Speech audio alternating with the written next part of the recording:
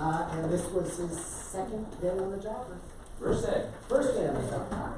So welcome to Manitou Springs, welcome to the Thank city. you. We're delighted to have you. What a wonderful place. It's a beautiful place. I was just talking to Mr. Todd about it. It's to do the privilege of becoming your chief of police in such a town like this. It's I still can't describe it. I'll get choked up now just because of the privilege and the honor that I feel for being able to do that. I get to do what I love in a place that I could only have dreamed of being able to do it. And here both have come together, and I'm so grateful. So thank you again. Thank you for being here. Roll call. Mayor Gray. Present. Councilor Smith. Here. Mayor Pro Tem Fortune. Present. Councilor Elder. Here. Councilor Rohr. Here. Councilor Todd. Present. Councilor Wolver. Here. Wonderful. Thank you, everybody, for being here. Excuse me, please. Would entertain a motion to approve the agenda. Move to approve the agenda. I do have a recommendation for a change. All right, there is a motion. Is there a second? Second. Bob, do you want to suggest your change? Yes. This is a point of reference. Sometimes when we get to executive sessions, we go into it, we change the order, but I'd like to upfront change the order. I did propose this change to the mayor. I didn't begin correcting it, but let me suggest what it is and why. I'd like to suggest item number 3 be made item number 1. That's an operations item involving staff. I'd like to suggest that item number 2 be the second item, where we'll receive advice from the attorney that then pertains to item number 1, that I would suggest be third in the executive session. And if I might, I just comment on that. I would note that I have invited Mr. Cheney to join us for item number 1. And although we're going to inconvenience somebody, I'm afraid, in terms of having to stay, I guess Mr. Parker would stay, Mr. Cheney would not have to stay. So there are trade-offs either way. But I would suggest for that reason that perhaps we keep the order. If there's some other reason on council's pleasure, we can change the order. I have one question there. Would item 2 be more appropriate to go before item number 1, even if item 3 doesn't get moved or doesn't get moved? I thought we wanted some legal advice perhaps before we went into the city administrator discussion. We certainly could, other than I think the point of the item number 1 is to see whether the council wanted to have that discussion. Even better, we can avoid number 2 then. If we did want to have the discussion and we wanted to proceed, then we would figure out how we're going to do it. That was my rationale, but I could be wrong. I'm fine, I'll stay out of it. I could be wrong. And I don't think it really matters, other than I did want the council to know I had invited Mr. Cheney to at least initially start with us with item number 1. So what's the pleasure? We have a motion and a second. There was a request to change the order. Is the movement amenable to that change in the motion? Bob, anything else you wanted to say? Mr. Todd? Yes, because I think council should have the overview on the items that the attorney's gonna brief us on, because one way or the other, they do affect item number 1. Whether it's tonight or whether it's in the future, we should get through that piece first, because that could influence the decision on 1. Are you happy with Joe Parker's suggestion that we put number 2 as number 1 and we can decide how we're going to go into executive session? That would be my recommendation. Okay, then motion stands. Right? The motion is not to change. The motion is as it is presently presented. Right. And Councilman Todd had asked that there be a change. He wanted to move. He wanted to just switch 3 to 1. Right, but then Jeff Parker said 2 to 1. So would you like me to I'm wishing make that I that? hadn't said anything, right? Yeah. Do you Apologize. want me to put that in my motion, or should No, we wait until we go into executive Well, the session? mayor explained his rationale for having Yeah. number 1 first, so I'm fine with that. I don't have any argument either way, so it's totally up to you all how you want to do it. Okay, you guys, none of this stuff is easy. So the debate is between 1 and 2, 3 goes wherever best fits. And again, I'll suggest item number 2, which is obtaining, legal perspective on the process. We'll be discussing item number 1. I think we should have that under our belts first. And I do understand that, Okay. Roy may or may not be in that. That makes Session sense to number me, so I move that council approve the agenda with the change of moving the executive session number 2 into the spot of portion number 1 in the executive session. All right, is there a second amenable to that change? I don't know who the second was. Second. Are you okay with that? I'm change? good. You're okay with that. All right, so the motion is now currently to approve the agenda with the change that item number 2 in the executive session be moved to item number 1, followed by item number, which is the current item number 1, followed by the current item number 3. That's the current motion. We have a motion and second. Any further discussion? If not, please vote.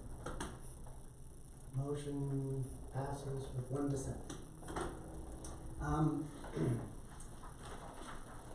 Public comment on non-agenda items. Is there anybody from the public? Yes, Mr. Wells. Let me just give you the same caution that I think you've heard before, and that is we do try to limit comments to about 2 to 3 minutes. We won't have a back and forth debate about the particular topic. If it's something that we need to follow up on, we'll try to see if a staff member can help with that. Okay, Mr. I'm Andy Wells. Wells, 139 Clarksley Road, and just giving you a little update. I've been working with Denise and Nancy and Roy, and it looks like we're getting some proposals to put in a new sewer line on Clarksley Road. I've been talking to a lot of neighbors. They've had quite a few problems. I gave Nancy a good rundown on the history of the problems. I'm still the end guy and catch the brunt of the sewer problems there. But Rich has been keeping me informed and coming up with some proposals and some costs to alleviate the situation. Thank you, Mr. Wells. Thank you. Appreciate that. Hope we find it in our budget. Hopefully it'll work out soon. Anybody else? Want to take on an item not on the agenda? Yes. Yes, ma'am. My name is Catherine Zat-Torres. If you wouldn't mind just coming up to the microphone and saying that one more time. My name is Catherine Zat-Torres, and there's a homeless problem, we all know it. I actually have been attending the First Community Church, the historic church, and they actually had a little bit of property damage done. A lattice was pulled out from underneath the steps, and someone was actually living underneath their steps. They're concerned about it. I am concerned about that, but also I have been working, my name is, may have come up from the hot tea, but this is your first day, so you wouldn't hear it yet. The hot tea, in a moment. With Colorado Springs and stuff, I actually am homeless right now through circumstances out of my control, but I have done security for the city of Colorado Springs about 13 years ago. I was the captain. I had 200 officers underneath me, and that was part of our things that we worked on. I've been in the parks, 2 nights ago I actually stayed in the park. We were having a drug problem with a gentleman giving free samples to children in the park. However, we found out when a gentleman actually bought some from it, it had a date rape drug into it. We've had a lot of females that have been drugged. They come missing for 4 or 5 days. They come back, found in the park all beaten and stuff, and of course, raped and everything else. It is starting to move this way. I have been working, kind of giving some, not proposals, but some suggestions to the city council in Colorado Springs. And I think if we all work together, kind of in a corporate thing, we might be able to curb it. We have had several knifings. I was there a couple nights and actually kept a couple people from stabbing each other. I mean, I've done de-escalation and things like that. So we have kept a few from being hurt or killed. But this is a quick moment to step in for me. The church leaders actually would have been here, but they had something happen to where they couldn't even do Bible study tonight. So I'm going to inform them you're every other Tuesday night? Yes, ma'am. Okay, so hopefully next meeting I will have them come as well, and they can express their concerns about the damage at the church. They're also more than welcome to follow up with staff and not necessarily just come to this meeting for 2 minutes. They can follow up with staff, either the police department or elsewhere, I will and let them express know. their concerns. Okay, well, thank you much. Thank you. Anybody else? An item not on the agenda. We'll call item F1, consideration of approval of the 2018 audit. Davis, I assume that's your item. That is We true. appreciate being able to review the audit. Okay, so normally, Kyle Logan of Logan and Associates would be the one presenting the audit, but he was traveling and could not do so. So he's, given me a prepared, speech for him. So first, he apologizes that he can't be there in person. And the following is his presentation of the 2018 audited financial statements and management letter for the city of Manitou Springs. To begin, the financial statements are a responsibility of the city of Manitou Springs management. You, the governing council, hired Logan and Associates, an independent audit firm, to audit the city's financial statements as of and for the year ending December 31st, 2018.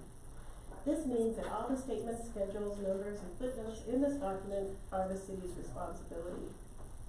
Kyle Logan's responsibility is to audit the financial statements and issue an opinion, which is stated in the independent auditor's report on pages A through C. The city's audit was comprised of two types of audits: the financial statements audit and the single audit. The single audit is required because the city spent more than $750,000 of federal grant awards during the year. That was the raw water pipeline. That was huge. Logan and Associates audit process included selecting samples of cash disbursements and payroll transactions, utility billings, and journal entries recorded in the city's accounting system. Then testing each transaction to support with supporting documentation and authorization. The documentation included invoices, etc., as well as authorized pay rates for employees. This process allowed them to test the city's internal controls, procedures, and policies in place in order to rely on them for the audit of the city's financial statements and the single audit. They performed analytical procedures on balances and tested the details of certain balances reported in the city's accounting system. Some of this process included inquiry of city staff as to why certain account balances changed from prior years. They also reviewed federal grant agreements for testing certain compliance requirements in the single audit. They tested several federal expenditures to supporting invoices and documentation. After performing these procedures, along with other procedures, they were then able to issue an opinion on financial statements for the year ended December 31st, 2018. At the top of the second page of the independent auditor's report is the opinions paragraph. Now this is the most important paragraph in the independent auditor's report. For the year ended December 31st, 2018, they issued an unmodified opinion, which in layman's terms is a clean opinion. This is the best opinion that a governmental entity such as the city can receive from an independent auditor. What this tells you as the city council is that the December 31st, 2018 financial statements and footnotes are fairly stated and are in accordance with generally accepted accounting principles for a governmental entity. The financial statements and single audit are divided into 5 sections. The first section is the management's discussion and analysis. This is a narrative of the city's activities and financial information for the year, and it's to helpfully convey the information in a more user-friendly process than the rest of the audit. The second section is the basic financial statements. This includes the government-wide financial statements, which are similar to reporting by a business and are on an accrual basis of accounting.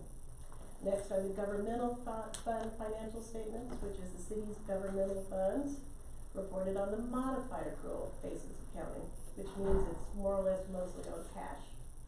Next are the proprietary fund financial statements, which is another word for enterprise funds. So it's the city's water, sewer, and storm drainage funds, and they're reported on accrual basis.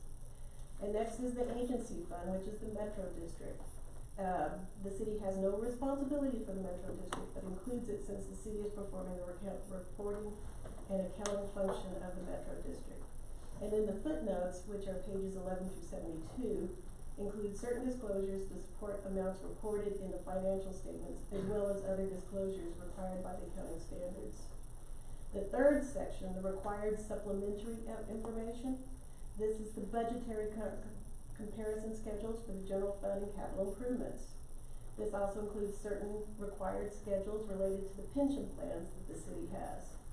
The fourth section is supplementary information, and this includes combining non-major governmental funds, financial statements, budgetary comparison schedules for all other funds, and component unit financial statements.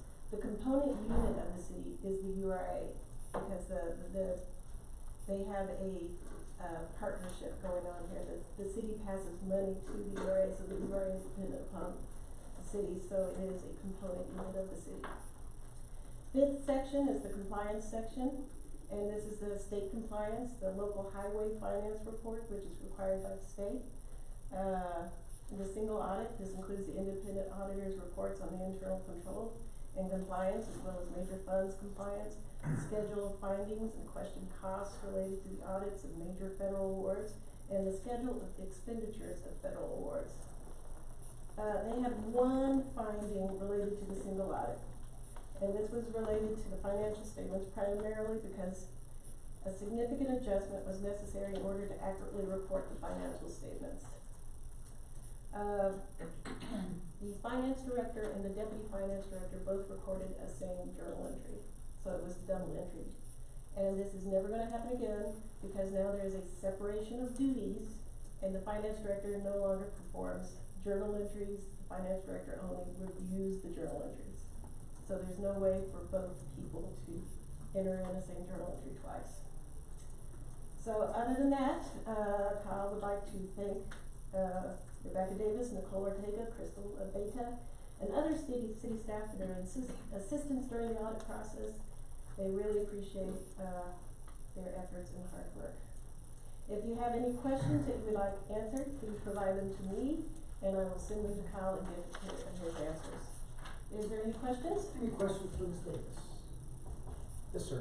It's not a question, it's just, this year it makes me really happy to know this is all in October 1, and we had it before then, so I appreciate your hard work on that. And as you promised, you said you would never, like we had the last couple of years, they were late, so I want to applaud you on that. And I applaud you for, a lot of things happening in this last year between, you know, administrators, not having an administrator, and things of that nature that you kept,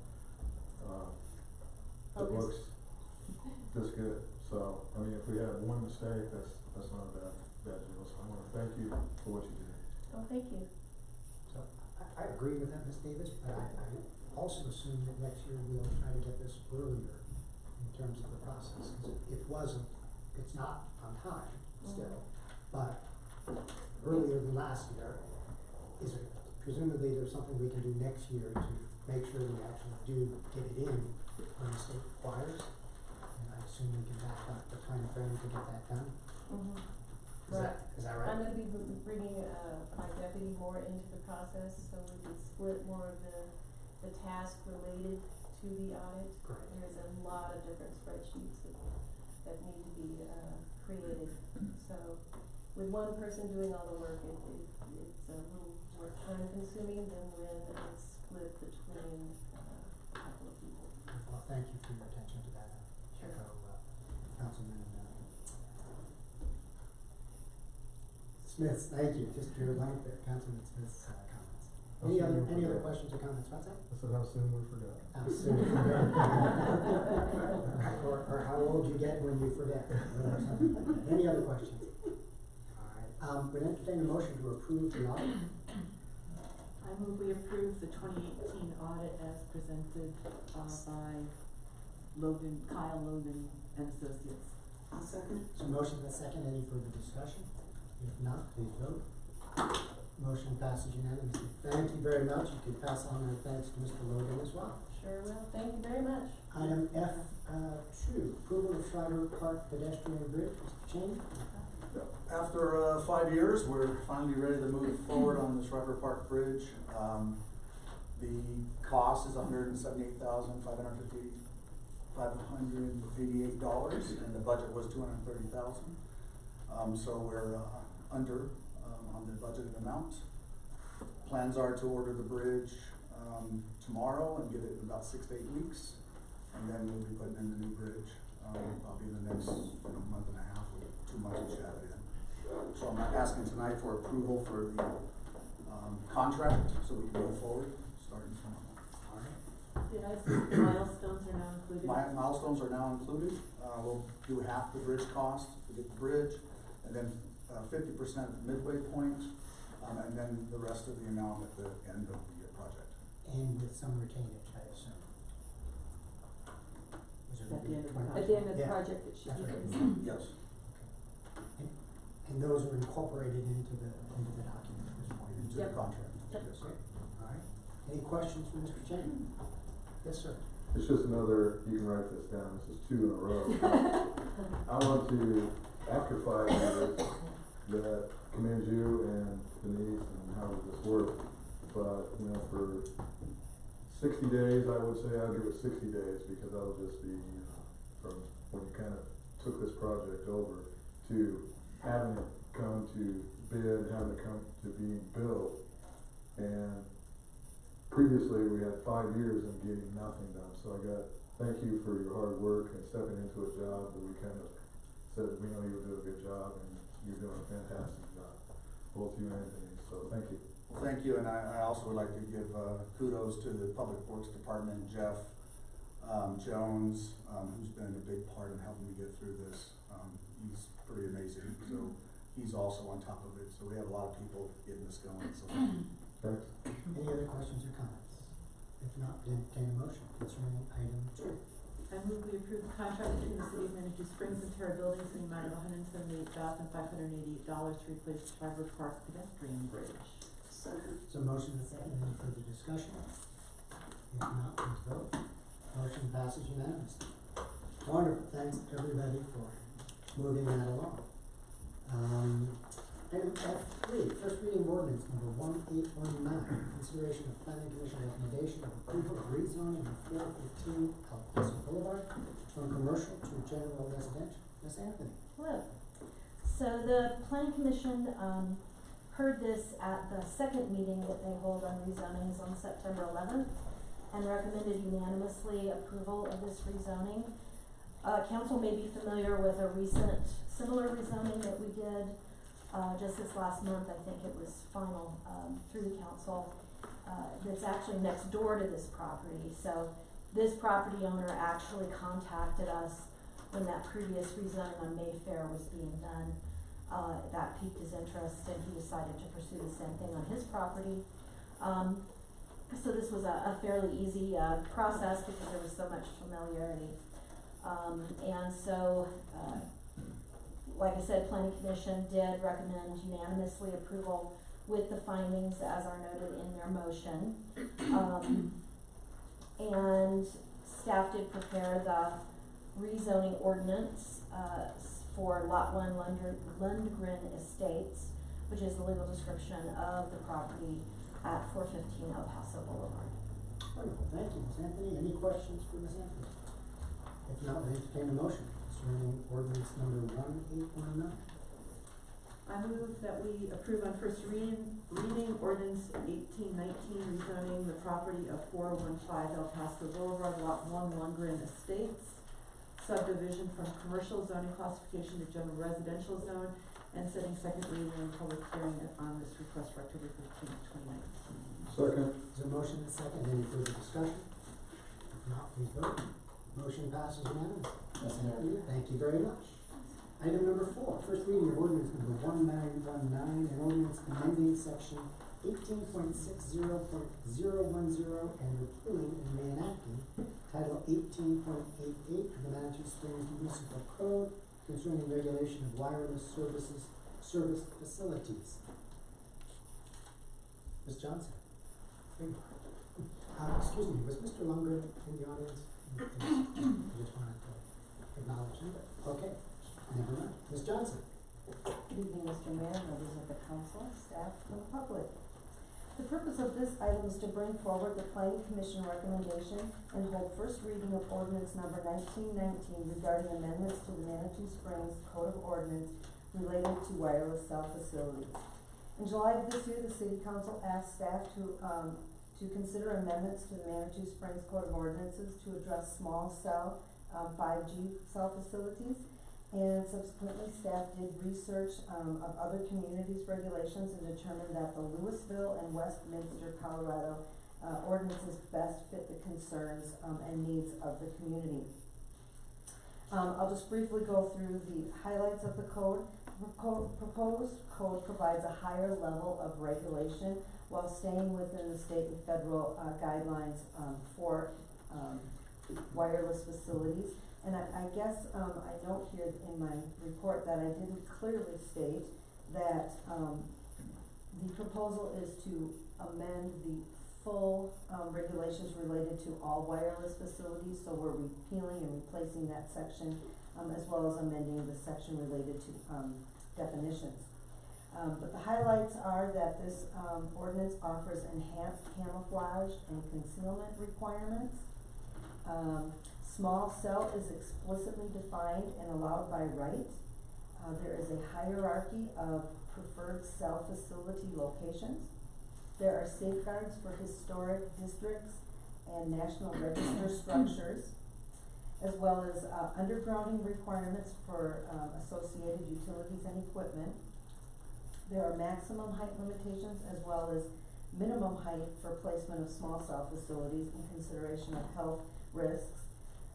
Towers are not allowed in residential zones, and there are enhanced standards for wall mount facilities, roof mount facilities, freestanding, and alternative towers. At the September 24th work session, the City Council expressed the following concerns and asked that staff address them either through the ordinance or in some other way. One is the ability to reserve the right of the city to set radiation saturation levels.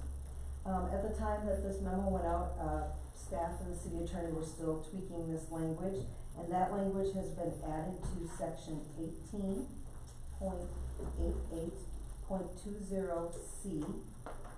At the end of that section. Hold on 1 second. Is that good? Could you help us pull that up, please? Which are you looking for, the ordinance? The ordinance? Cell ordinance? Yeah. Johnson has made Page reference of the to ordinance. 18. This mouse is not cooperating too well. Could you repeat that ordinance number? Yeah, I can. 18.88.20C. And it's added as a parenthetical statement at the end of that section. I'm on page 8. Page 8. You're on page 6, so.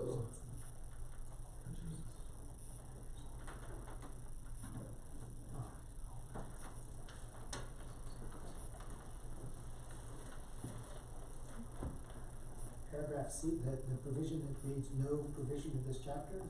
That's Yes, the one. it's at That's the the end one. of that, so that whole section was added at, and is in front of you in the section, but we added additional language at the end that says, including without limitation the health effects of radio frequency, energy, or radiation.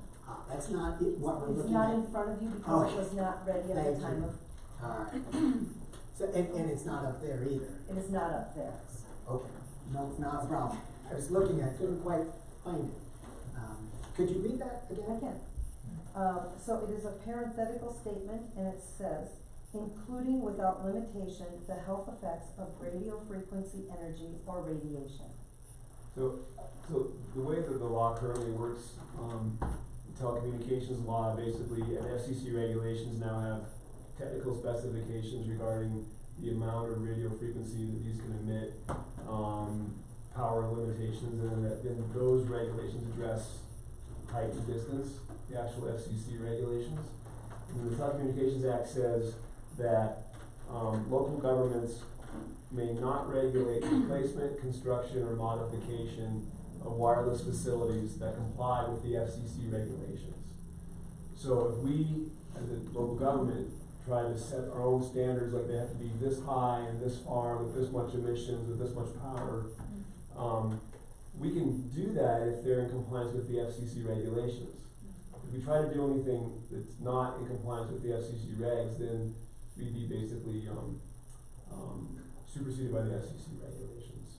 So what I've done with this language is basically say that, hey, and actually, as, Councilmember Elders pointed out, there are a lot of communities and a lot of groups that are basically contesting the FCC's regulations, which I think were enacted back in 1996, and they haven't really been modified much since then. So there is a push from community groups, from local governments, and actually from some members of Congress to get the FCC to update their regulations more. So what I try to do is have our regulations require that all these facilities be in compliance with current FCC regulations.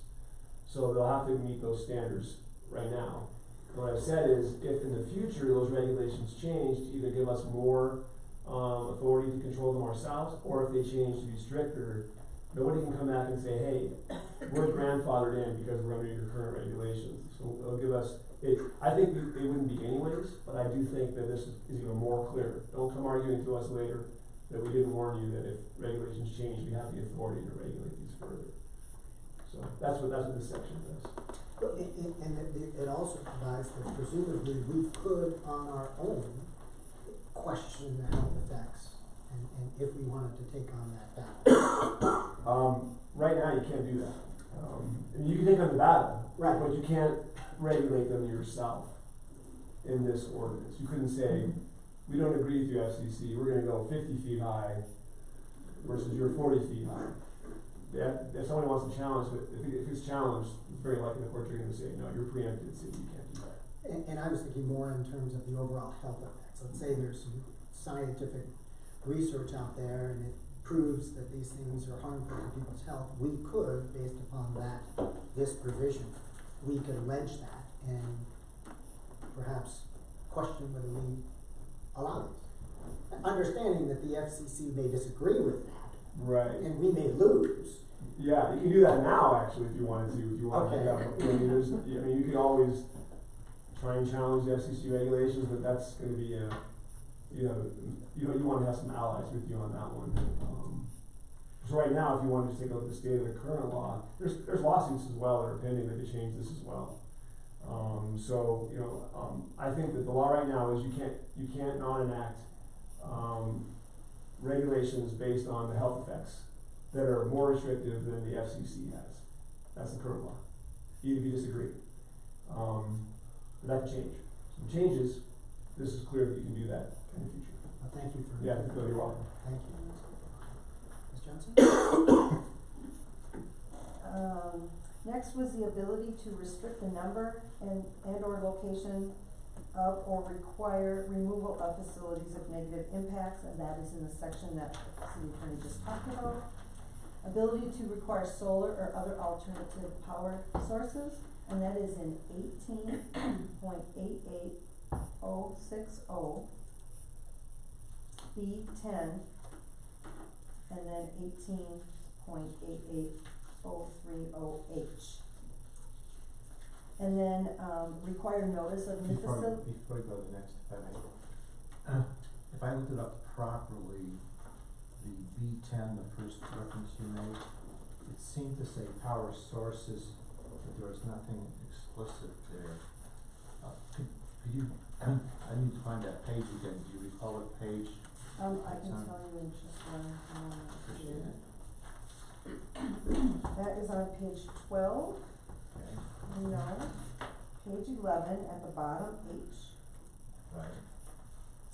And the other one, Just to stay with the first one first. So it's on page 12? yes, No, if you're. 11, I'm sorry, 11, 18.88060. Oh, that's 030. It's 030, excuse me. Alternative energy sources. All wireless facilities shall be powered by alternative sources or of renewable energy such as solar or wind. Is that the question or is it beyond that? Are you reading H? I am reading 30H. 30H, and so that says it's required, right? When reasonably feasible. Got it, that's the caveat. So what's that? Mind if I jump in again? Okay, so the way, there's nothing in the regulations or the statutes addressing how these must be powered. So there's no like express prohibition, but the general standard that, applies to governmental regulation of wireless facilities is, do the governmental regulations, this is according to the FCC now, materially inhibit the deployment of these, facilities? And so the question would be, okay, they aren't expressly prohibited, it's not expressly prohibited to, regulate, to require them to be solar powered. The question for me would be, well, what if solar power isn't sufficient? I mean, there's different kinds of facilities. There's small cell facilities, there's the base stations, there's full towers. So, and each one does have different energy requirements, of course, and some of these these will all want to be fully redundant, so they're functioning 24/7 in the middle of the night, etc. And in my research that I did quickly, I'm a lawyer, not your technical expert, but I did see some material talking about how some of these can be powered by solar, and there are some manufacturers and suppliers that are working to provide alternative forms of power for these. But I think it's very widespread that these are all powered by regular energy sources plugged into the grid. I don't think it's very common at all to have most of these facilities powered by solar. So the question for me would be, well, if you put a solar requirement in without any kind of feasibility or materially inhibit standard, and these really can't be deployed with solar, and it's not really reasonable right now, then you're going to be materially inhibiting the deployment of these facilities. You're going to be violating federal law. So the way I drafted it now is, alternative forms of energy are required, which could be solar. And if you're not going to provide solar, you can explain to us the reasons why, so you can evaluate that.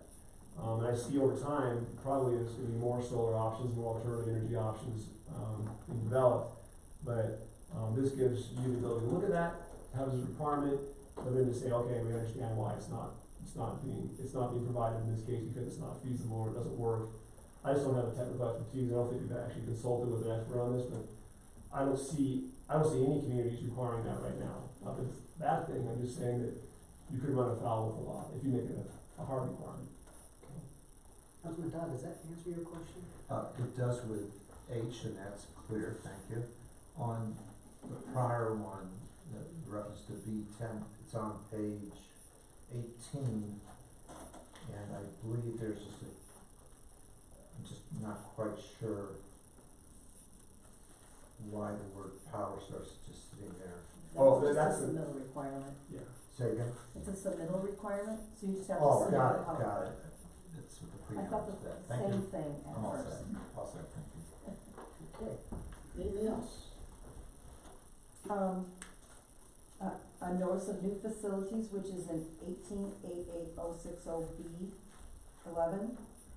Requirement to that, the applicant to provide a map of proposed facilities with GPS data, and that is in 18-88060B7.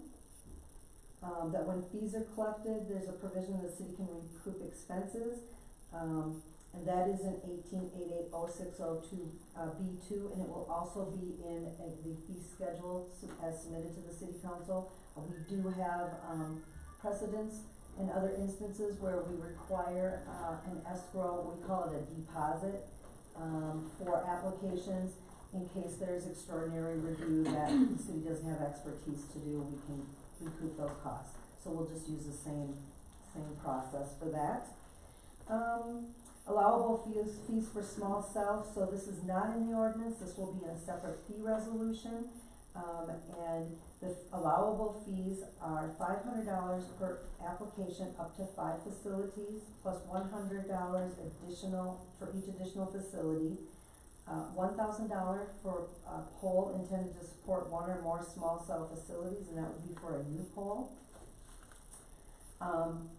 And then recurring fees such as leases, a total of $270 per small cell facility per year. So these will be brought forward separately. Do you know when that would be? We are having an internal discussion of that right now. The discussion is that we should probably just look at all fees. So it sort of depends on how far we're going to go. I think we'll have some discussions about fees potentially with the budget process. And so, not sure. We could maybe And the reason I ask is, and this is maybe Mr. Parker question, if someone comes in with an application tomorrow and we don't have our fees approved, does that mean we are precluded from charging fees? I think we should have our fees in place at the time we have fees in place before somebody applies. We can make an argument that we're working on them and they'll be in effect, so I don't think we want to say, no, you're free. But it would be a better practice to have them in place. That was my thought. So we do have some fees that could cover this in the interim. I believe there's a $200 fee for I should have written down the language, it's like a general review, and I think we could probably fit this under it. And then we do require, we still have the fee in for, large cell of $1,000 for a conditional use permit. Somehow when that language disappeared from the ordinance that, a large cell required a conditional use permit, the fee never fell out. So we do still have some fees I think we could apply to the process in the interim if we don't get to our fees for this right away. And is there any reason not to just go forth with this portion of it and get it done and take your time on the other fees? Is there some rationale about that? We sent it out to all department heads. I said I'd like to present one fee structure to you guys instead of, they're working on it now. I can't remember their due date back, and then we'll be bringing it to you. So I would say it will be within the next month that we will have it done. Answered my question. Anything else? And then just the other thing is that, staff was asked to present a proposal for a citizen forum for reporting issues, concerns, or information related to wireless cell facilities. I have included, a proposal in your packet. I apologize, the screenshots are a little small, but essentially staff is proposing to create a page for small cell 5G, on the city's website. And this page would reside under projects and initiatives, tab on the community page. And then there'd be a title and a brief introduction, and then whatever, documents that we would put out there, certainly the regulations, and then any other content which we haven't developed at this time. And then also on the community page, under Stay Connected, there would be a link to a post about the topic, and an invitation for community members to post comments, concerns, external links, etc. about the topic. And then, the community members would need to create a login, but once they're in, they would be able to post, and they would see all posts, and then they would be able to comment on all posts. That's all I have. I do have a question on that, and, thanks for doing it, cause I think it's really good to have those sorts of things on our webpage. Is it why login? Is that just a requirement of that particular feature on the website? Okay. It's not just for this. Right, I got that. And who's monitoring that? Who will be monitoring that? The content? Yes. So we haven't decided that in our office yet, but it would be someone in our office. The person who puts the original post on there for the city, that person would receive the post, so we'll decide. Okay, so the posts actually go to an individual, so it's not passive Yeah, we get monitoring. notifications, that's my understanding. Got it, thanks. Just a follow-up to that, if I may. When I first saw this online, I thought perhaps it was also going to be used to collect community input between first and second reading. I thought, gee, that's pretty clever, because at one point with this topic, because it is so large, and because prior to your fast tracking to get us this ordinance, we did receive, probably on this particular topic, probably the most council input we've received from citizens. And given that, would you be open to establishing this now and just declaring if you want to comment on the ordinance? The webpage might be tough, but we could certainly do the post. You know what I mean? I think it might take a little bit of time to get that website or the webpage set up. We certainly could try. Because the alternative was, or at least we talked about, but perhaps it's passé now, given just the great staff work that's been done, it may be passé in terms of having a community meeting over this and stuff like that. We talked about that early on in August, but it seems passé. I would agree, there's probably not much more we're gonna do. The community could come in and say, we don't want these, we want you to regulate them so that they can't be in here, and we've heard, these are the regulations as far as we can go, so certainly glad to take people's comments, but I'm not sure that there's much. You're gonna have much of them. Yeah. We had no participation at the, public hearing except for, a gentleman that was there just out of interest, and, he made a few comments, but they were really more At the about. planning commission. Yes, at planning commission, if you need help or something, let me know. Okay. All right, yes. Thanks, Kim, this is great, and Jeff, this kind of sparked on what Bob was saying too. So, who is going to be tracking research, studies, and lawsuits? I mean, is there anyone in the city that's gonna be watching us? Because if we're gonna be asking for people to log in and there's nothing we can tell them we can do, maybe we can tell them they can do that and help the city stay up with what's going on. I mean, I'm still getting stuff on, you know. I mean, I think that's the intent of the forum, is that they, so in our post, we'll invite people to comment and give us that information, post links and things like that. And that just is always there. So if somebody wants to look at anything, it's always there, you can just go down and look at any of the posts that you want to. Yeah, but I mean, who is that somebody? I mean, that's more staff time, so I'm wondering, as Bob said, you know, we can't do more than what we've done, right? I mean, this is like it for right now. I'm just, you know, thinking the problem is the solution. We've got these people that are really passionate about this and scared about it or concerned about it, and maybe it's an opportunity to say, hey, I see you know quite a bit about this. How would you like to track this and track that for us and send us a report in 6 weeks about, you know, I don't know. I'm just thinking Okay, I see because what you're saying. I don't have Try time to do grassroots that. effort. You don't have time to do that, and so, but maybe some of these people I would assume Mr. Parker will keep us apprised of any legal changes. So if the FCC changes things and so forth, I assume that Yep, we're keeping an eye on that. his firm would be monitoring that. do you have a scientist on staff. I wish, that would be helpful. Yeah, so I don't know, I think there's more than just the legal side of it too. Well, just in terms of identifying changes, not interpreting the scientific information. Yeah, I'd like to get some interpretation of the scientific information. Anyway, I just thought I'd say it because I think we might be able to get some, traction with that, perhaps. All right, any other questions or comments for Ms. Johnson? Anything else? If not, entertain a motion, concerning ordinance number 1919.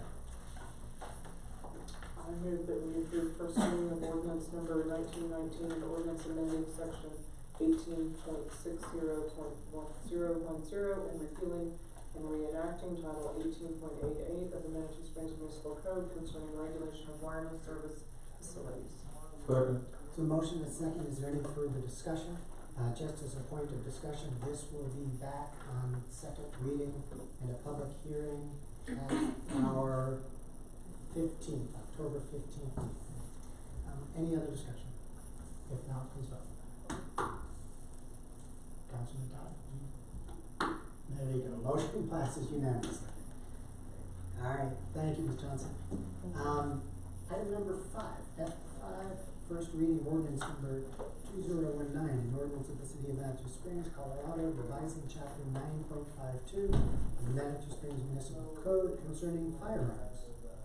Thank you, Mr. Mayor. Parker. Yeah, thank you. The city council asked me to, draft some revisions to the city code to prohibit, the open carrying of firearms in more locations than, are currently prohibited, which currently is, the aquatic center, the library, and I believe it's town hall. Yep. Right, city hall. And you asked me to add open spaces and public parks to those, areas. And so we, have done so, and then taking a look at your firearms regulations, we saw a couple other sort of, not relatively minor revisions that were needed to basically address some prohibitions you had that actually weren't completely lawful under Colorado's current concealed carry law. Which were just generally, one section you had just a blanket prohibition on the possession of firearms or alcohol served, and that actually violates Colorado's concealed carry law. So we modified that, so people with appropriate concealed carry permits are still allowed to, carry concealed carry weapons into establishments unless the proprietors of establishments have made it clear that they're not permitted there. So you can't say you can't bring it in there because it's allowed, unless the owner of a business says you can't bring it in there, and then you can prohibit that. So we just modified that. And then we made one more modification, which you had an old regulation, I think it was like 1982 or something, that prohibited knives and firearms in all dance halls, public and private amusement locations, and municipal property. That also was a violation. So we modified that to make it legal, which we made it apply just to knives because knives aren't covered by that. It was knives and firearms. And then we modified the firearm regulations to make sure that people with concealed carry permits are allowed to exercise those rights as allowed by state law. So that's the changes we made. Any questions for Mr. Parker? Yeah, I just have a question, wouldn't it, cause that precludes the, say, fire department, public services, you could still go into one of those with it, right, correct? With a concealed carry permit, yes. Or open carry. Correct. Yeah, It just that's seems, right. it just seems to me that, why would we not, if we're putting it here, why would we not put it to all city facilities? You could do so, the rule with open carry, at least, so there's a state statute that says you can prohibit open carry in all public buildings and in all specific areas within the city's, specific city-owned areas in the city jurisdiction. So if you wanted to extend that to other areas, you could do so, and it says you have to have a sign notifying individuals of that prohibition. And interestingly, there's a Denver District Court case, which isn't binding on people in this city, that actually said that the state law is preempted by local law. It's a local concern, so you wouldn't even need to have the signs, but why not follow the state law? Because it's generally pretty compatible with what you wanna do. So you could do that if you wanted to, but we were only asked to do it for public parks. Oh, I understand, but I was just thinking while we were doing this, why would we not include those other two spaces? Yeah, it's up to the city council, and it's a good question. Council, what's your pleasure? There's been a suggestion that we modify, and I believe that would be paragraph F in section 1. 952-020 in section 1 of the ordinance. Right,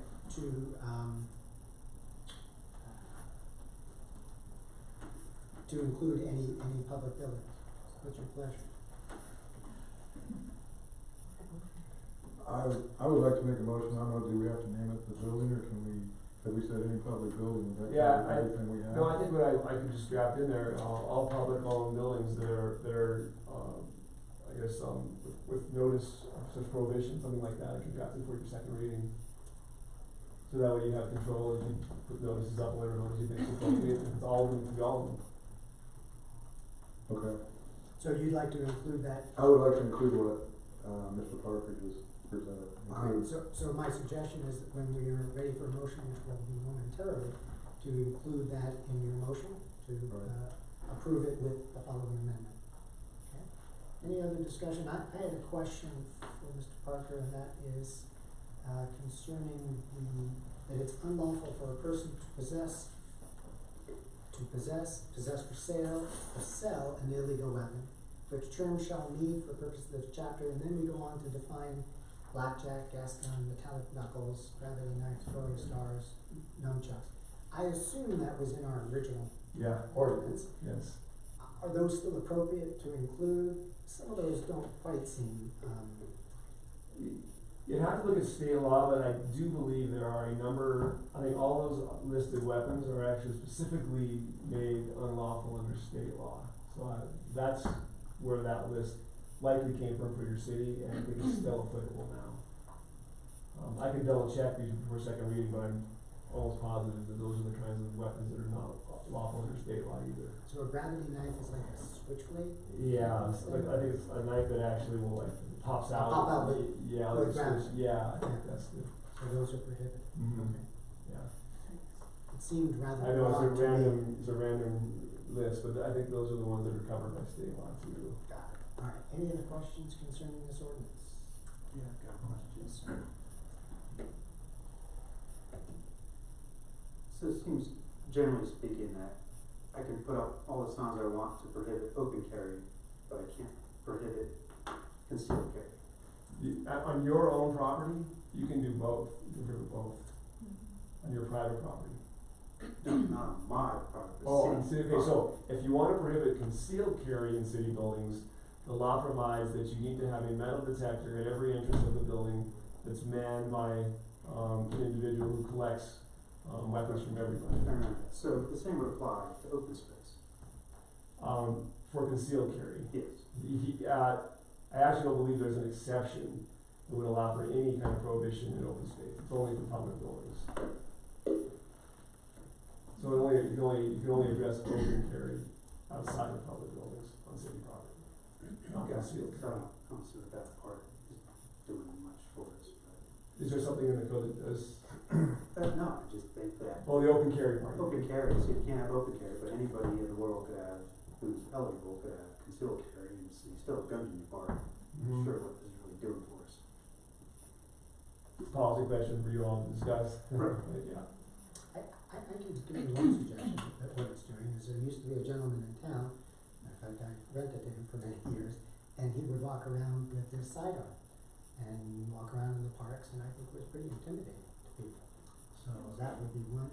Marvelous machete too. Well, he may have had a marvelous machete too, but, I think a number of people were probably intimidated when this guy's walking around with his gun. That would be my guess, but as one reason. That's what I meant to. That's a different story.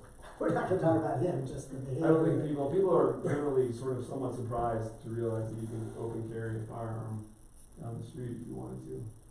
And in a public park with kids, and so you might get some interesting phone calls if somebody's doing that, so at least you can regulate that behavior. And this came out of para, there was some, exactly what Mayor said, is that there was discomfort as people were taking pictures and sending them in of people in the park with weapons, so, guns and Wow. Okay, any other questions or comments? Yep, I guess I was just thinking that, say, can you, I understand we have to have a metal detector for concealed carry, but can you also prohibit, you plan to put out your policy of like, city employees? Great question, so that's sort of an open question right now. So all private employers have the ability to regulate employees' use of bringing weapons to work, concealed or not. And there's actually, I believe some statute, there's some cases on that. One or the other, maybe both, I'm sorry, I don't remember exactly how it was written, but, and the question is, does the prohibition on governmental regulation on concealed carry extend to government's role as a, employer or as a governmental entity? And so the question is, can you in your employer status impose regulations on your employees that prevent them from concealed carry, weapons, firearms, while they're performing their duties as an employee on city property, for example, or elsewhere, really. And it's an open question. I think there's a good argument you can make that the law that requires you to have a metal detector at the door as a public entity for general public purposes is not meant to limit your ability as an employer, but there's no case on it right now, it's an open debate. So, I believe your personnel policy actually prohibits employees from having weapons and firearms at work, other than police officers or those who are doing it for part of their job.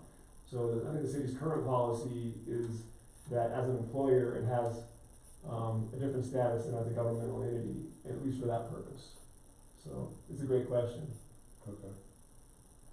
I want somebody else to litigate that for us and tell us what the answer is. Any other questions or comments? Yes. I agree with updating the things in here we found that weren't in compliance that you mentioned. But I also agree with Councilman Ward that this doesn't do much. There can still be concealed weapons in parks. That's the law. The gentleman who walked around town walked on public streets, and this does nothing to do with that.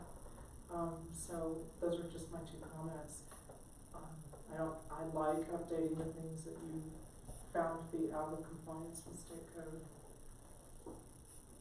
Yeah, it's really a matter of how, I mean, the current state law says public buildings and specific areas are those locations that you can prevent people from open carrying. And there's one case that says, hey, state law doesn't even apply, it's a home rule jurisdiction, City of Denver can regulate it further. So if you would like to go further, including sidewalks and other areas, we can certainly look at that. I went to the open space and public parks, so that's all I was asked to do. If you think you might wanna go further, we could look at pushing the envelope and give you a little more legal analysis as to whether it's justified. I think there's a good case that you could do more as a home rule jurisdiction. So, And I appreciate that. yeah, But concealed carry still applies. right, Thank you. yeah. All right, any other questions? So we have a proposal and Councilor Smith, if you wanted to lead off with a motion and your suggested changes, that'd be great. Let me go to it, hold on.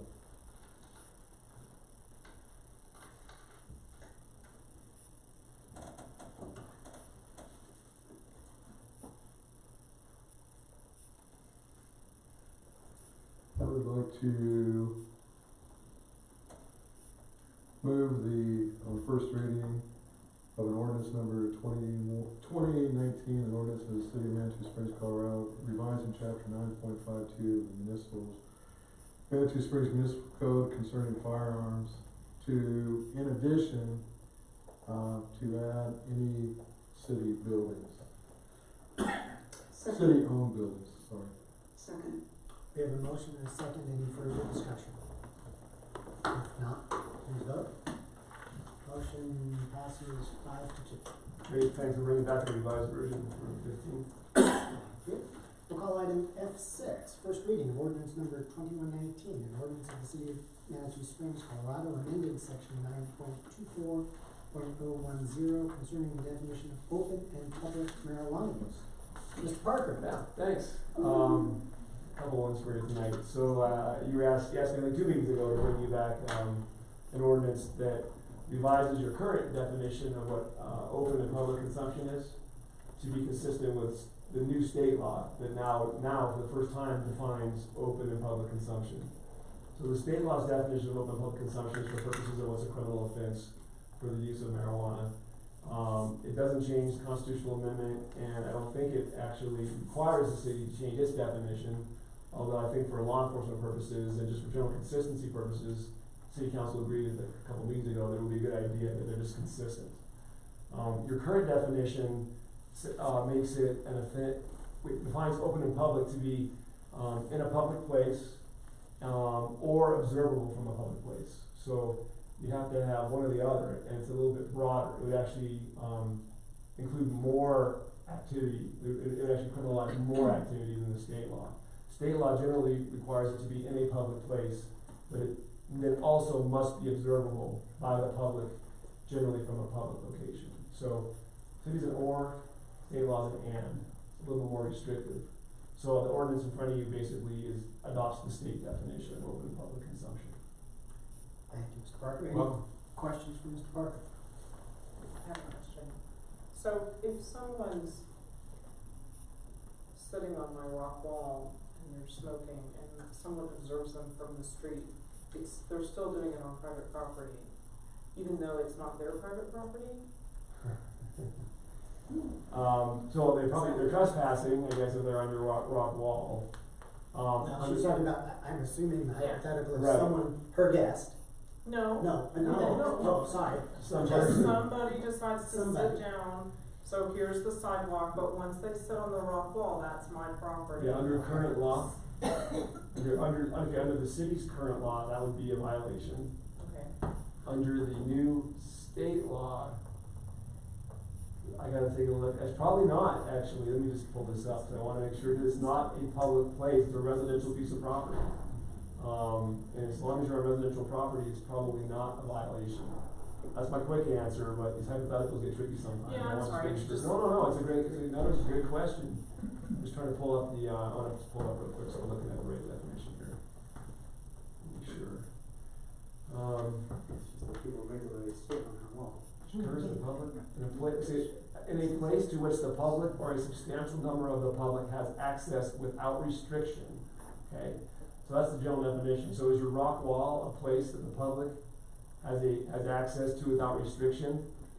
Yeah, because it's right on next to the sidewalk, Yeah. which is public property. And, the question is that on your property line or not? And this is where we get tricky, but what it does say though, is open and publicly does not include any activity occurring on private residential property by the occupant or his or her guests.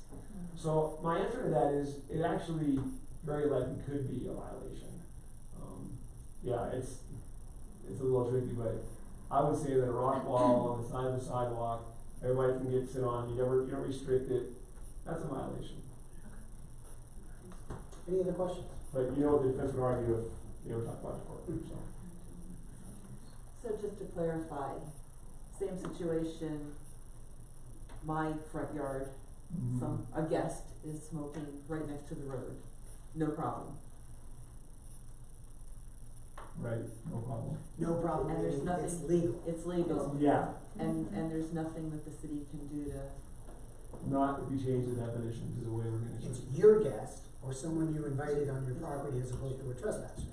I understand that, it's just, we do get a lot of, concerns of No, I people on totally, Manitou Avenue, Yeah. who's on, sitting on their front porch and, yeah, I understand. smoke is everywhere and. I mean, we had a lengthy discussion over the definition that's currently in your code. A lot of back and forth with the old police chief, trying to decide what's appropriate, what's not. And the general thought was, we wanna allow people to do this in a somewhat secluded fashion, not just flaunting it out there, on their front porch. I think front porch was actually something that was mentioned. And so we kind of thought, well, okay, it needs to be observable from a public location, or in a public place. So it's definitely more restricted, your current code version. But when you think about it on the flip side, do you want to have somebody say, well, I was behind the tree, but they can see me from, there's trade-offs, right? So I think the extreme cases I have a hard time making a law based on the extreme case, because you then make laws that kind of get too extreme. And it's hard the extreme case is always challenged the law. And the 80% that occur in the middle are usually pretty easy to decide.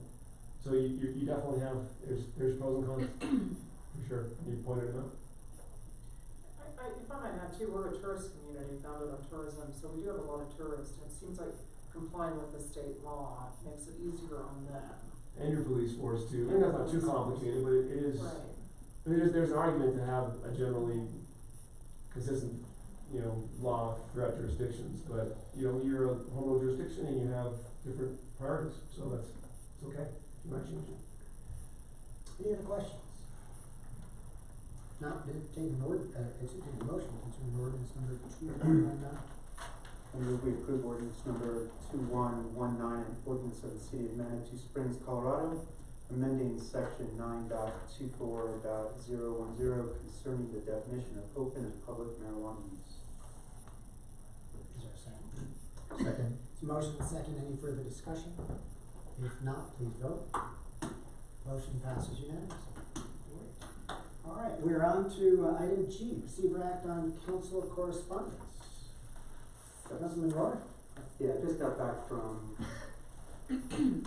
the Colorado Governor's Tourism Conference today, as a matter of fact, and Leslie and I are planning to do a presentation at some point in time around a few of the higher level things that went on there, but I attended a session on marijuana regulations, and the general counsel for Governor Polis was there on the panel, and the head of, or the person in the chair for lodging, the Colorado Hotel and Lodging Association was on the panel.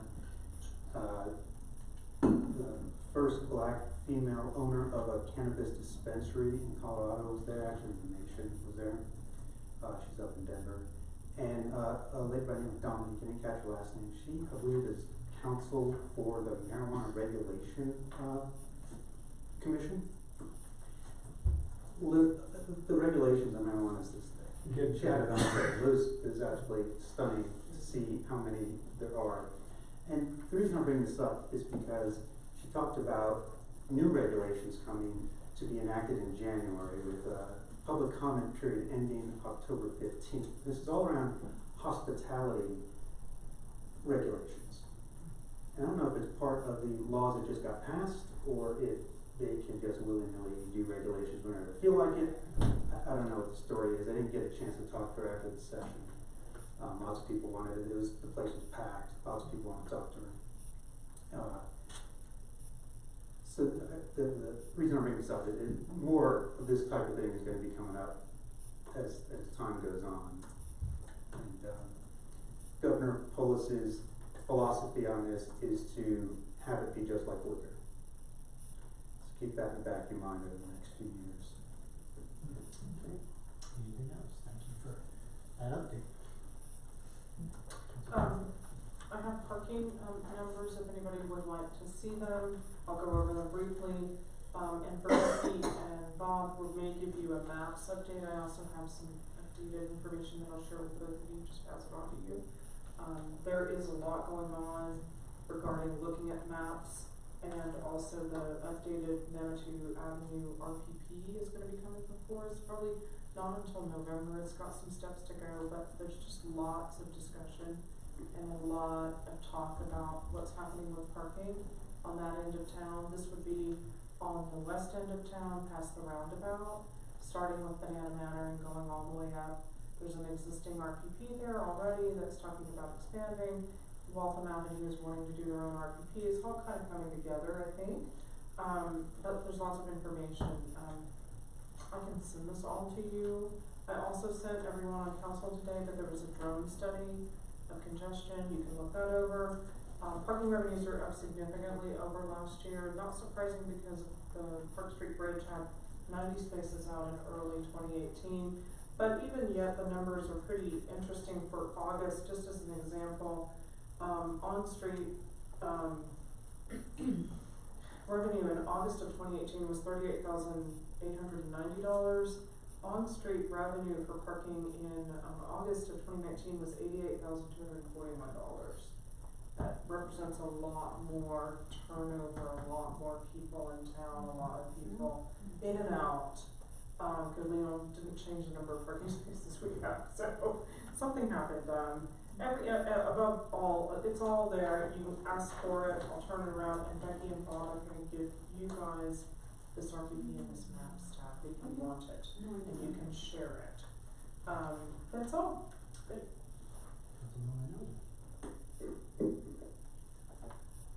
I was under the impression that we weren't able to speak about the maps yet. You were saying is now coming up when we were in the meeting. I think we're still working on a few things. Right, okay. So you don't need to speak about it, but I have like stuff for you. Actually, Bob's probably much better at I think speaking as out well. than I am anyway. So I really have those two neighbors who made me late. Both of them had a different issue. One was she walks her dogs every day, and she's concerned about Schreiber Park.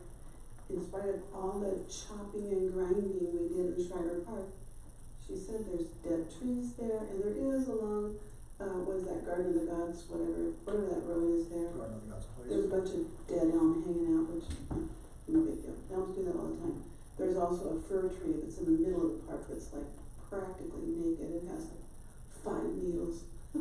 So I don't know what Alan wants to do about that. But I told him I'd bring it to council. And the other woman goes, what's this I'm hearing about the trees on Canyon Avenue? And there's no trees and no trees. So it's the same thing, same report. I told her there was artwork coming. She said, I still want trees. And I said, well, they're not putting trees in the parking lot because they're putting in shrubs instead. And so people are still coming up going, give us our trees. And I know we're planting trees, little puppies, but we're, how many little puppies does it take to replace a tree that's like 100 years old? So I just told them I'd bring it and we can stick it in our hats. Thank you. Councilman Smith?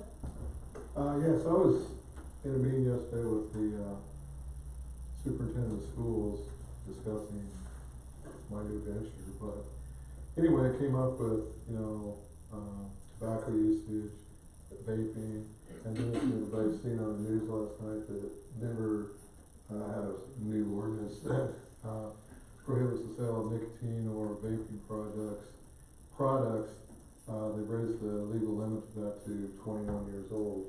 And it seems to me that we seem to be a community that likes to maybe make the first step in a lot of things. And plus, if you look in Plan Manitou, I think that would fit right in there as far as under, health and community.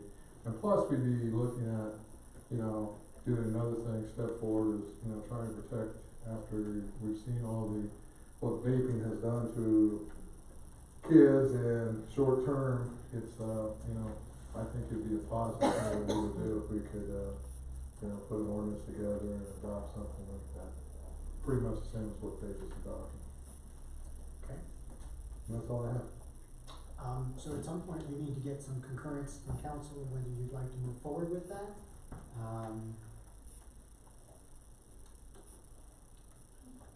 I'm a little bit, I'm hesitant only because it's not quite the right place to discuss that. And I'm not quite sure in terms of getting the polling council. As far as whether they wanna pass an ordinance? Yeah. It's We don't wanna debate the specifics of the ordinance at this point. Right. The question is whether council wants to move forward to discuss some regulations of that. Yeah, I mean, it's fine, I think, Okay. nobody's gonna pass anything officially, it's just more Right. direction to staff, and it should be fine. There was a woman who was very interested in this topic, I don't remember her name, but she was gonna try to get some community support for, I think exactly what you're talking about, and she talked with Denise already. Yeah, she spoke with me, she's in the fire department, she's working with the school district right now to do some education, and then we talked about bringing an ordinance, later. If you guys want us to move that forward, we can definitely do it, she's excited and And she brought it up before all this happened Yes. with the Yeah. health she's been doing issues, it so a lot. there's a lot more impetus probably now for it. So my suggestion then, given that, is for maybe Ms. Howell to work with, I don't remember who that was, work with whoever from the fire department is interested in that, and then bring us, it sounds like she is intending to bring us an ordinance. So the timing we would leave up to Ms. Howell in terms of Okay. where that Not an ordinance, but components of the ordinance. components of the ordinance, or whatever regulations I think that Councilman Smith was talking about. Yeah. It sounds Yeah. like she's working on that. Well, that's great, but I don't wanna sit on this, I think this should be something that should be brought back to us. Before the end of the year, Correct. okay? Everybody okay with that timing wise? Just a comment, because this is also breaking big on the national front, I think it would be great to include in that discussion education. And then the other thing I think would be good to include is we have one store in town that majors on this, and just how we treat that. Just to highlight that. All right, so it sounds like I've not heard any objection to having this topic raised sometime between now and the end of the year, coordinating that with the individual from the fire department, obviously with the school district as well, would be great, and And we perhaps, talked to chamber as well. Yes. and incorporating the other comments that have been made thus far. All right. Councilman Todd? Council correspondence, really just two items to thank staff, Denise and Roy, for driving two meetings that were instigated by public concern. 110 El Paso and the recent conversation that Becky referred to on maps, and as you will in your reports, I'm sure the council would like to hear some portion of that, or maybe not tonight, but not later evening. But thank you for my residents and citizens on those two items. Anything else? Mayor Pro Tem Fortune? Nothing, thank you. And I have two, one is the letter I will read to you that I received tonight. It says, "My name is Sophie. I am 8 years old, and I am Brownie with Girl Scout. I am a Brownie with Girl Scout Troop 46286. My mom helped me by typing this letter. I'm earning my community service badge. I live at 4 Mike Avenue in Manitou Springs. When I walk down into town, I see a lot of cigarette butts. People are throwing them into garden beds and in the dirt under the trees growing along our streets. I'm asking that the city buy more outdoor ashtrays and put them on sidewalks to help fix this problem. Maybe you could also put up signs that tell people to throw their cigarette butts into them instead of on the ground. Thank you for reading my letter, Sophia Trash." Yes. I will pass that along to Ms. Howell, and perhaps she might be able to influence or get back to Ms. Thrash, thanking her for her comments. The other is a letter from the Department of the Army and Air Force, and they're notifying us upon congressional notification of approval, the exchange will solicit for a chiropractic clinic at Fort Carson. If you have any comments about that, there's a contact of where you can provide your comments for that. And lastly, I just wanted to make an announcement. I hope everybody's aware that we're going to be doing a tree planting on October 12th from 10 to 2. Along with that will be a cleanup of Hiawatha Gardens and some planting of trees there as well. And then from 5 to 7 p.m. we'll have a climate action celebration and potluck right here at City Hall. So everybody's welcome to join us. You can sign up, and we would ask that you sign up for the tree planting. It's not critical that you sign up, but it would give us a count for how many people are coming. And Melody Doherty has been one of those who's been helping to organize, along with, of course, Councilman Elder. And we're looking for a good turnout. We're looking for some good weather as well. So if you have any influence on either of those, that would be great. We have door prizes. And we have door prizes for the potluck. Some great door prizes. So that's a good reason to come out, if not just for the camaraderie and the good food. That's all. Can I ask one thing? Yeah. Could other viewers help remind everyone here to come join us for budget? Join us for budget. Okay, that's a topic that you got. Okay. Yep, thank you. Great. All right. Item H, City Administrator Report. Ms. Howell? I'll turn it over to Roy first. So today we did an emergency cut at Washington Street. There's a big pothole out there, so they're taking care of that. Tennis court net we're working on. We're trying to figure out what we should get to make sure it can be adjustable for pickleball and tennis. So we're working on that as well. And by the way, I would add that we had a citizen who offered to pay for those nets. Yes. Which is where the conversation came up. I'd like some new nets, and I'm willing to pay for them. Yes, so we're trying to contact him and work with him on that. So get that. We sent out SOPs a couple days ago to the Public Works staff, and then tomorrow we're gonna have a meeting with the Public Works staff about the SOPs and get some feedback and try to work with them to make it work for everyone so they can do their job. Today, a little customer service thing we did was on Fountain Place. A citizen called, I guess March, they were told they were gonna get some work done on their street and there were some potholes, so we got out there in about 15 minutes and had a talk with her, and we're looking at the problems and trying to figure out how we can help that area out. There are a couple potholes, and I guess they should have been possibly done in March, so we're gonna look into that. But I do wanna give a shout out to Public Works trying to get more public community service out there and responding quickly. So Narrows Road, we're really close on that one too, so that'll be a nice one to complete. We really think we'll have that done either by the end of this month or early next month. Depends on weather as well. And then we have the bumper stops in for the parking lot by the employee parking lot there, so we can stop the cars from parking too close to the flowers and the park there itself. So those will be put in by the end of the week. And Judy, let me give an update about the YouTube. Sure. There was conversation at a meeting or two ago about our live stream and YouTube and how that interacts with records management and also reflects your desire for citizen transparency. So I've got some information for you on that. The technical side of that, YouTube, we always own our videos. So if we want to delete them at whatever point we want to, we can do that from YouTube. We don't have to. So the balance here is how we manage your desire for what I heard to be leaving those videos out there in perpetuity. Is that a correct assessment, or were you thinking other things? I'm not sure I heard that, given, I think Mr. Parker had made Okay. a comment about the amount and volume of Sure. material, and that there were some disadvantages to that. Yeah. Which I heard. So from the records management perspective, those disadvantages are our responsibility in providing them through an open records request. Right. So we are obligated to keep video and audio recordings for 6 months. We do that internally on our own media, our own servers. We are able to take the live stream as it happens and create a local file for that, which we would manage under that 6-month retention.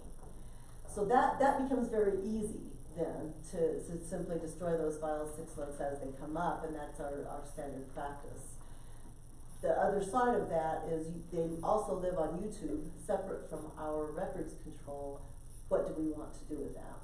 And that's not so much a records management question as it is a desirous question for council as to what you want the citizens to have. In my mind, it's not really any different. A citizen can walk out with a contract, say. A public document, it's a contract. They have right to it. We give it to them under open records request. That retention that we keep that contract is 6 years after it's done. They might keep it for 20 because they're interested in it. It's no different than somebody having a video longer than we retain it. If I think I understood correctly, although if our policy for record management is to destroy things after 6 months, we would have no obligation to turn, let's say someone comes in after 6 months and says, I want your video. I say, well, we don't have a video. They say, well, it's up on YouTube. I say, well, go get it from YouTube. We don't have an obligation to provide anything that's out. I think you're asking a cutting edge legal question because frankly, the Open Records Act doesn't contemplate all these. And look at me, I'm answering that legal question. Well, I I'll really like these approaches of this, these are our, so the core applies to records that are in your custody and control. And so the question is, are the YouTube videos in our custody and control? Could somebody say, oh, you know, you're still on here, you still have an obligation? It's possible somebody can make that argument.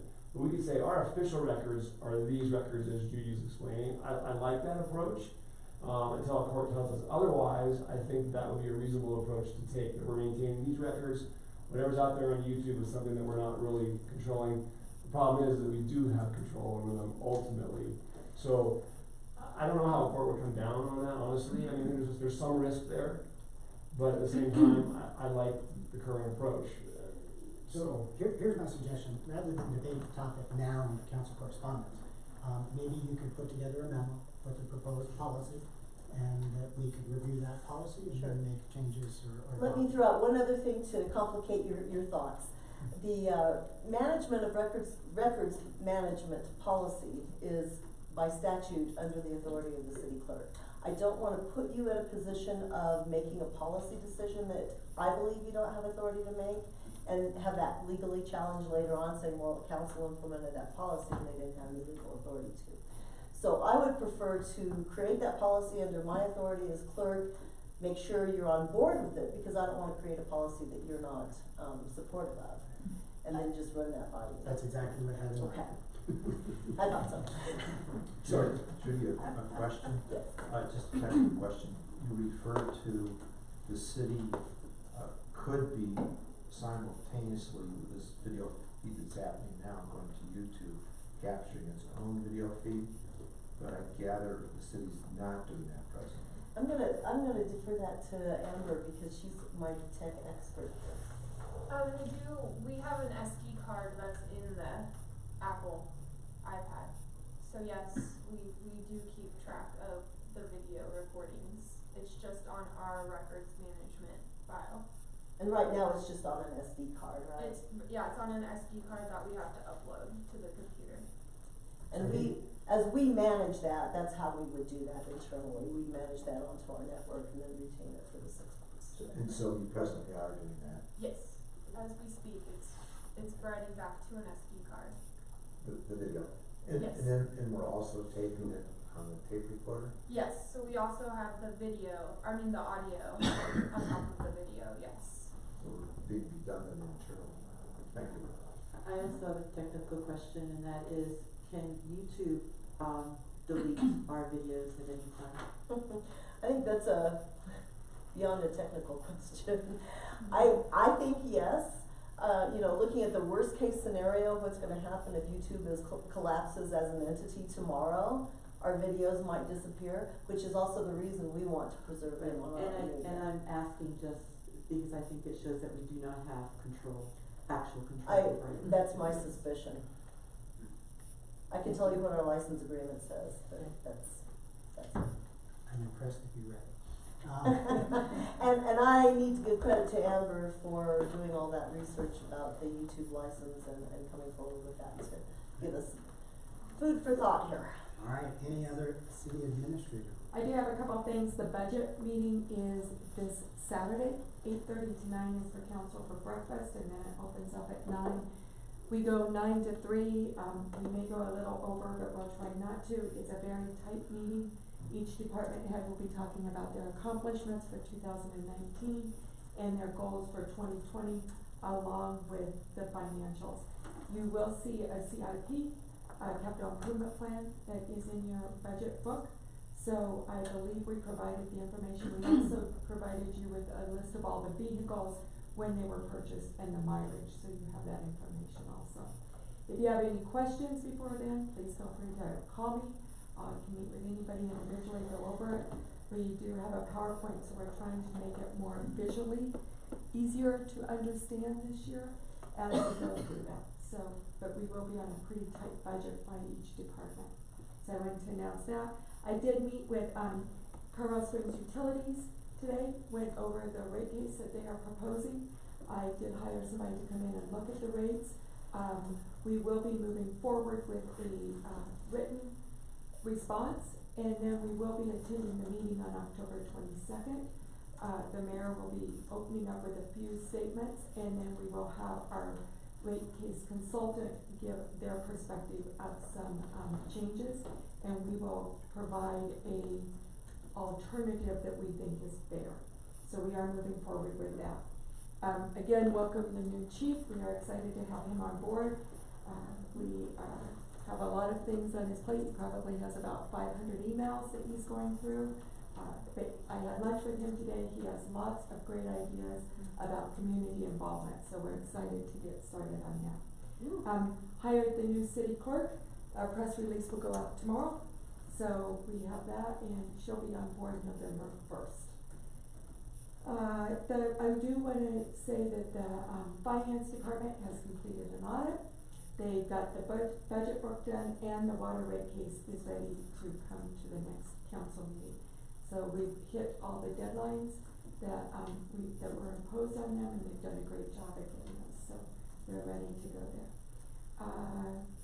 Then after we present at the budget meeting on Saturday, I'll be meeting with staff. Individually, we'll be having 2 staff meetings so that the staff can understand the budget and kind of where we're going and get a better understanding of how the budget works.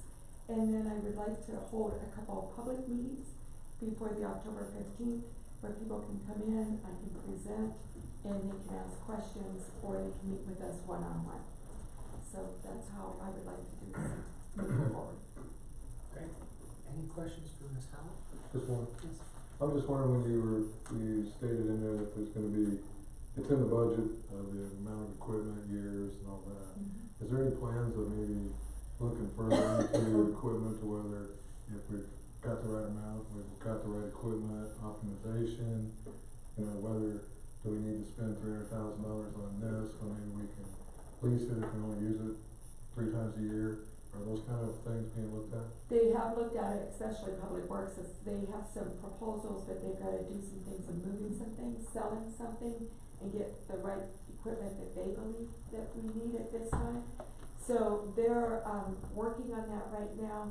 I want to look at leasing equipment instead of purchasing. Right now we do a lease to purchase, which is, I think if we did a formal lease, we might be able to get newer vehicles more often. And you will see some of the vehicles are at their end of their life cycle. So we are looking at that. I will tell you this year's budget is very tight, as any budget is, but we are, I know John is proposing some things with not having to use capital, but maybe sell something to something that we really need. Well, the reason I'm asking that is we were presented over, since I've been on council, a few times by managers stating we have to get rid of this piece of equipment because it's, a safety issue or whatever. Of course, when that's brought into play, we look at it and go, yeah, you better replace it. But then you still see that piece of equipment on the road they're driving around. So to me, it's like, what do we do? So we continue to add and add and add and not get rid of anything. So that seems to be what I see. Should be going on the surplus, right? Correct. And move forward. But if somebody comes in and says, this truck's horrible and we shouldn't be driving it anymore, but okay, we bought them a new one, but then that truck's still in service, you're like, what are we doing here? Mhm. So, And we're paying insurance on it. exactly. Thank you. All right, any other questions for Mr.? I have a question. Yes. Or comment, the bid might have some money from where cigarette butt disposal things, and Leslie at the chamber runs the bid. Okay. For the bid. That'd be great. That would be The good. board, if she answers to the board. Anything else? Thank you. All right, we have 3 executive session items for tonight. First is, hold a conference with the city attorney. I'm not gonna read the whole, I will ask someone who's gonna make the motion to go through the detail, but just for simplicity, one is legal advice concerning city administrator selection process and open meeting compliance. The second is, executive session to determine positions relative to matter about negotiations, specifically concerning the city administrator position. And the third is legal advice pursuant to section 5.1C concerning a particular case, the city of Matthew Springs versus HCD Inc., which is a case in litigation now. Would entertain a motion concerning our executive sessions? We can do that. Do you wanna take a break and then go back and do the motion? That'd be fine. All right, we'll take a quick break.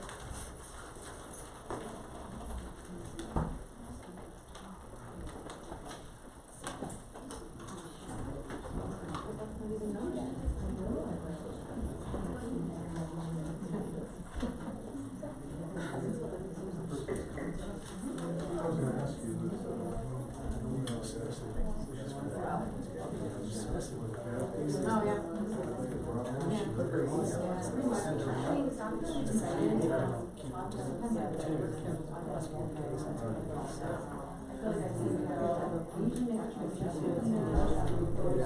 Well, I mean, we tried something before, I mean, I think that we, I think the goal was just, yeah.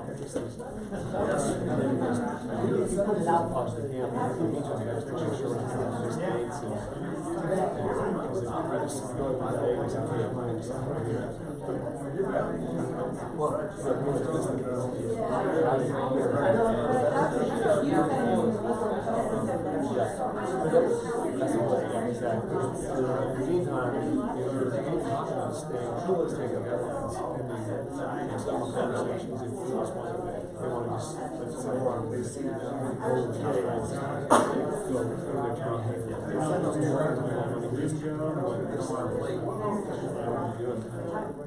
Well, part of the insurance. Insurance may not pay for it either, so hopefully they'll be like, yeah, it's been done. That's what I was thinking. Absolutely. Yeah, that's the whole point of it. Yeah. So you can do something like that. That was quick. Good. So, Now you're we're gonna gonna take my check. you do right. You don't want to.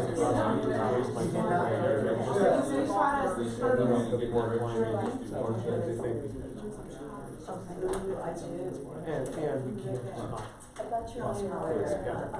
Just scan it. Does that work? Yeah, not please.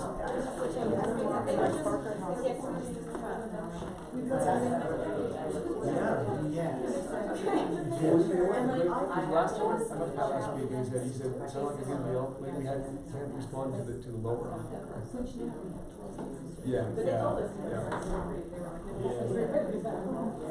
Yeah, I'll give that to you first thing tomorrow. Yeah. Yeah, I remember. So, he would tell me if he was like, Right answer.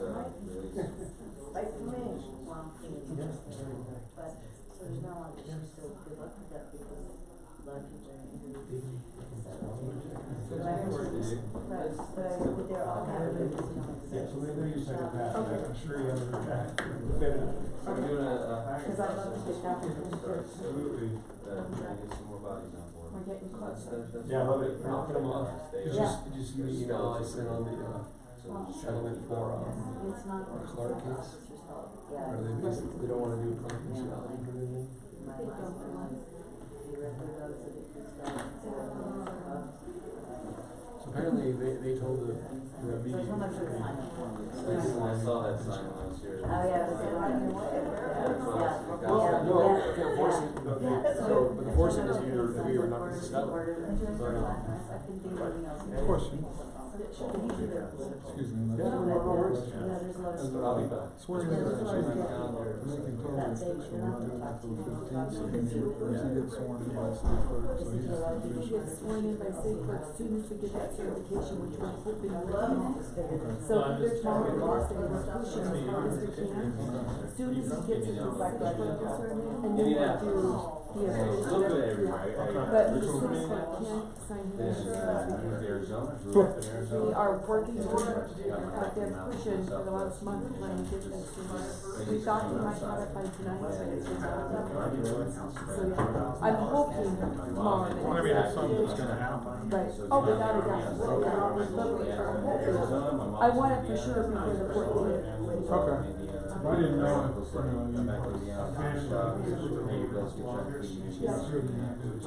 Yeah. So, that's where I went. And I spent the last 25 years in the city. That, outside. Cool. So, I got to where I could do my career. We might need that. Good enough resume. Oh, so you're saying representative saying he's okay with Police chief of the public can get on here. Yeah, go through that. So, I'm happy to be here. And put a house in. So, great people. Yeah,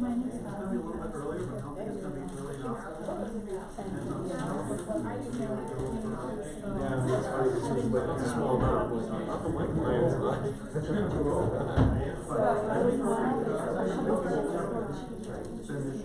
Yeah, one of them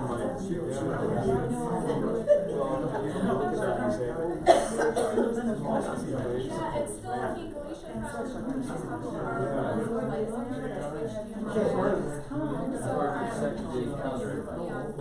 so if it's an internal message nowadays,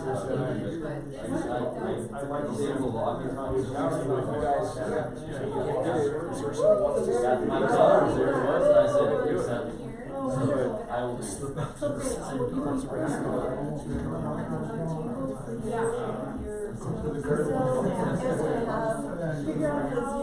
wasn't sure if that was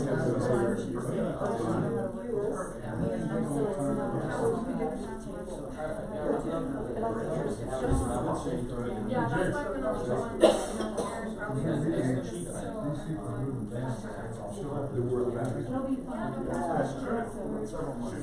My wife and mother-in-law, they're in Indiana. We're trying to sell her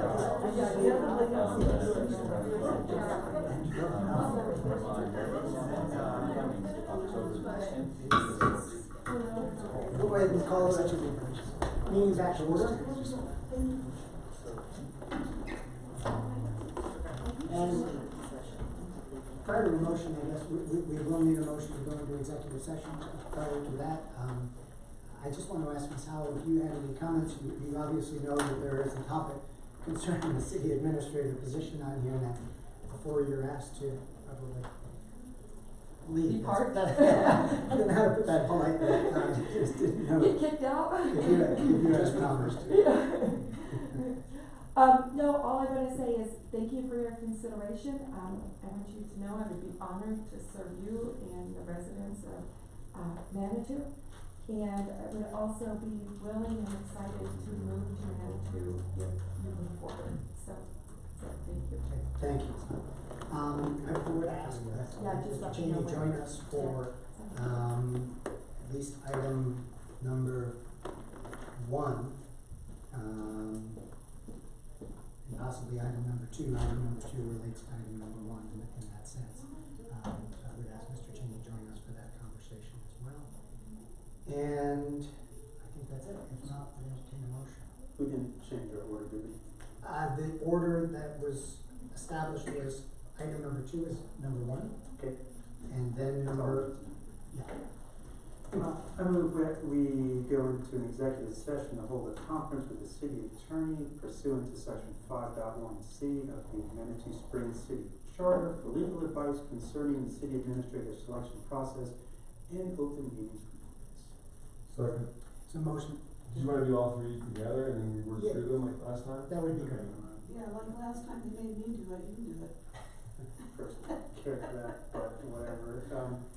And also to hold an executive session to determine positions relative to matters that may be subject to negotiations, develop a strategy for negotiations, and instruct negotiators pursuant to section 5.1D of the Manitou Springs City Charter concerning the city administrative position.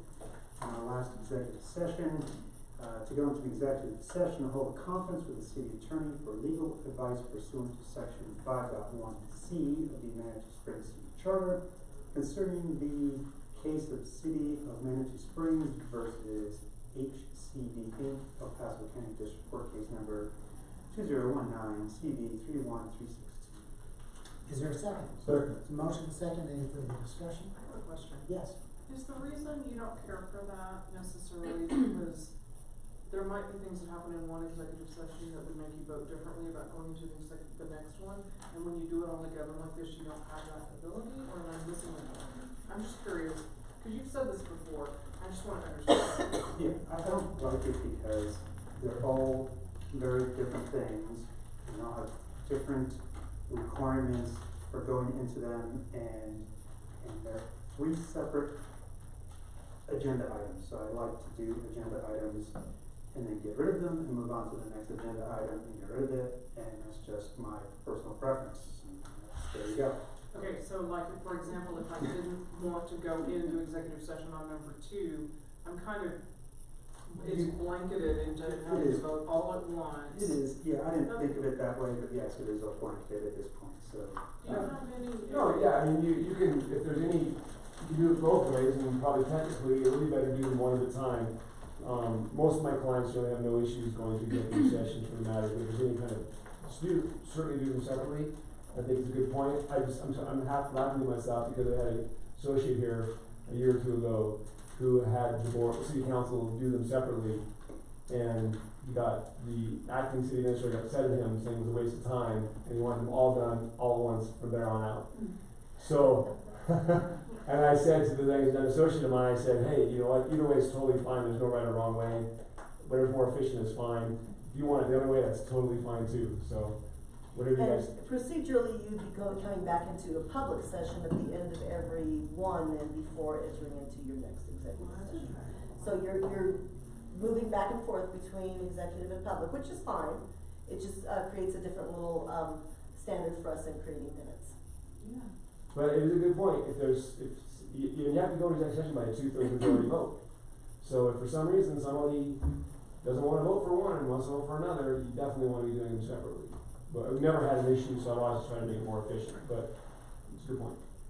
Thank you guys for clarifying that for me. Appreciate it. All right, we do have a motion. The motion includes an executive session for the 3 items that are listed in our agenda. I can't remember if there's a second. Gary, second. Gary, second. Okay, we have a motion, a second. Any further discussion? If not, please vote. Motion passes unanimously. All right, so we'll call item, which is listed as item 2, an executive session to hold a conference with the city attorney pursuant to section 5.1C of the Manitou Springs City Charter for legal advice concerning the city administrator selection process and open meeting compliance.